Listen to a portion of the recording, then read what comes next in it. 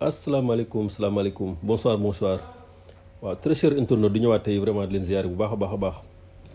waaw di ñëw tey vraiment li ñu tax a boole mooy suñu passion commune sport en général football en particulier waaw damay faral di fàttali chaque fois rek xamale ne aussi chaîne bi chaîne omnisport la donc mën nañu wax ci sport bu nekk waaw bu ñuy pratiquer mi ngi noonu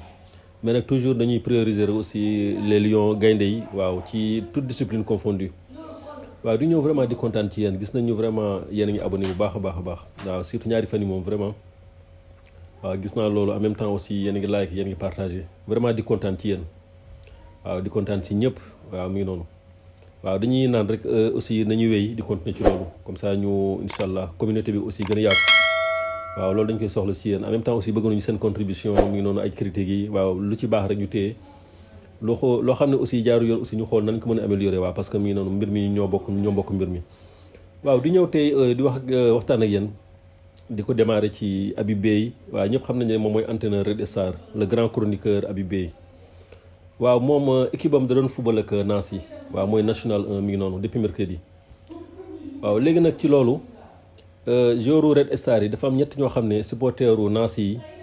dañ leen topp di leen sonal en même temps aussi y avait des cris de singe à gauche à droite mi ngi noonu Habib Beye daal loolu la dénoncé mi ngi noonu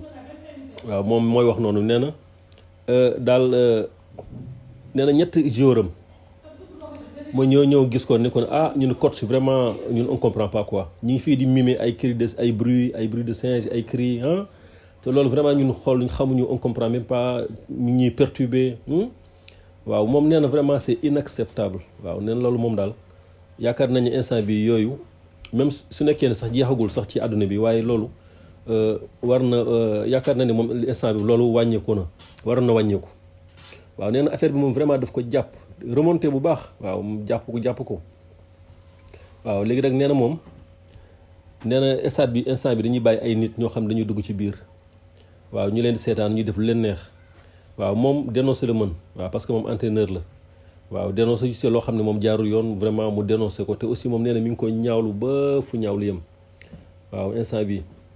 waaw te nee na aussi loo xam ne aussi lu koy fàttali lii vraiment loolu dina jafe waaw mu toog rek ba ñu ne lii da ko fàtte na ko waaw nee na leelam vraiment loolu xam naa moom du gaaw génn ci moom waaw nee na nag aussi waaw yu mel ni moom suñu bàyyi muy jàll nañ xam ne vraiment ñun duñu avancé waaw football bi moom li yu mel ni moom dañ ci war a taxaw suñ ko war a sanction ñu sanctionné ko foo ba fu sanction yem waaw moom mi ngi ñaan ci autorités yi vraiment di interpeller yëpp waaw nee na instant bi daal vraiment ak fu àdduna bi yem moom waaw ñoom nañ jël seen responsabilité comme ça ñu racisme jeex ci àdduna bi yëpp waaw di ñëwaat tey li la wax ci Sadio Mané waaw dañ jàpp ni instant bi Sadio Mané mi ngi foofu ci Abidjan waaw moom léegi dañ ko boole ci invité d'honneur yi waaw pour cérémonie tirage au sort bi am foofu ci Côte d'Ivoire tey ci ngoon waaw moom nag xam naa moom ak Achraf Hakimi ak Obi Mikel bu Nigéria waaw ñoom la ñuy invité waaw ñoom ñooy jiite cérémonie tirage au sort bi waaw moom ak yeneen star waaw ñu ñëw ci Karim Benzema waaw dañ jàpp ni Karim Benzema dëgg la mi ngi Arabie Saoudite instant yi waaye vraiment dafa am benn journal bu mu jël interview am waaw moom nee na contrat bi mu signé foofu ci Al Ittihad foofu ci Arabie Saoudite waaw nee na daal contrat bi bu mu tegoo daal moom hésité wul benn yoon parce que nee na 30 millions d'euros moom ak fépp fu mu jaar ak instant bi xam na ne aussi moom mënutul am contrat bu mel di rëy li ko defee ci carrière football waaw moom nee na hésité wul benn yoon waaw mooy expliqué noonu nee na vraiment lorsque le projet footballistique a été lancé en Arabie Saoudite waaw nee na il semblait énorme à tout point de vue je voulais en faire partie et aider le football à progresser dans ce pays. L'Arabie Saoudite est un pays musulman. J'ai été accueilli à bras ouverts et je me suis senti immédiatement aimé en tant que musulman. Lorsque vous êtes à la Mecque, vous vous sentez en paix. C'est un endroit exceptionnel. Il y a beaucoup de passion ici et je suis heureux du niveau de jeu. Je suis vraiment surpris par le niveau de l'Arabie Saoudite. Car en Europe, nous ne voyons pas beaucoup de matchs de football. Maintenant, c'est le cas, a-t-il déclaré dans les propos relayés par AS, benn journal foofu ci Espagne la. waaw mi ngi noonu moom loolu la tontu journaliste yi nee na vraiment daal moom il se sent épanoui waaw ça va très bien nee na daal vraiment loolu moom progression la. waaw te nee na championnat Arabie Saoudite nee na championnat bu baax la moom daal bu mu nee na bu mu ñëwee ba léegi daal gis na ne c'est un bon championnat. waaw di ñëw ci Marcelo Bielsa ñëpp xam nañ ne moom mooy entraîneur Uruguay. waaw nouvelle sélection de l'Uruguay depuis le 11 mai 2023. L'entraîneur argentin Marcelo Bielsa est plus que jamais motivé et impliqué dans son nouveau projet pour sa deuxième trêve à la tête de la Céleste. L'ancien coach de l'OM voit les choses en très grand. C'était l'une des premières grosses informations dans l'actualité sud-américaine en post-Coupe du Monde au Qatar. L'Uruguay avait décidé de se séparer du sélectionneur Diego Alonso, qui n'a pu faire guère mieux que les phases de groupe. Après avoir fait vibrer tant de passionnés pendant une quinzaine d'années, grâce à sa génération dorée portée successivement par Diego Forlán et Luis Suarez, l'Uruguay n'a été que l'ombre d'elle-même au Qatar. Lors de la dernière Coupe du Monde, la Céleste n'a pas offert le meilleur des adieux à ses légendaires vétérans Diego Godín, Fernando Muslera, Edinson Cavani et Martín Cáceres, qui ont fort probablement disputé le dernier mondial en décembre dernier. On avait laissé les Uruguayens en bien fâcheuse posture contre le Ghana, avec certains cadres en train d'insulter et menacer l'arbitre allemand Daniel Zieberg, suite à un penalty oublié. Mais quelle suite désormais pour l'une des premières grandes nations du football mondial? Quelques mois plus tard, la Céleste qui ne brillait plus s'est renforcée avec l'arrivée d'un personnage aussi talentueux que respecté sur le blanc de la sélection. Limogé de Leeds United avec presque 4 années, Marcelo Bielsa a pris la tête d'une équipe en reconstruction qui possède néanmoins de jolies pépites sur lesquelles s'appuyer pour l'avenir. Nous savons tous que le lubrifiant idéal pour y parvenir est la victoire. Je rêve que nous gagnions en Colombie, que nous puissions rivaliser et être meilleurs que le Brésil. C'est mon rêve. Je me demande toujours si cette illusion est soutenue dans la conception de l'équipe. Et je me convainc que oui, sans me tromper dans ce cas, je crois que pour les 2 matchs, l'Uruguay est en mesure de rêver et de concourir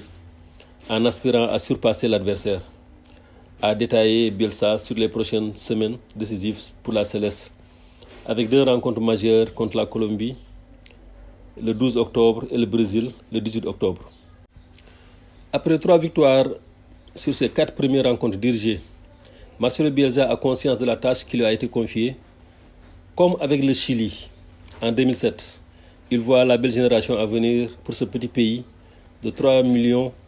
400 000 d'habitants. Entre Manuel Ugarte, Federico Valverde, Facundo Pellistri, Darwin Núñez,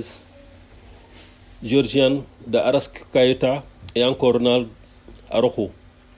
L'Uruguay a de la matière pour rebondir. Meilleur que le Brésil, Bielsa y croit. Écoutez, je pense que la moitié des joueurs uruguayens sont comparables à la moitié des joueurs brésiliens. Je veux dire, je n'aime pas les noms propres parce que parfois, on semble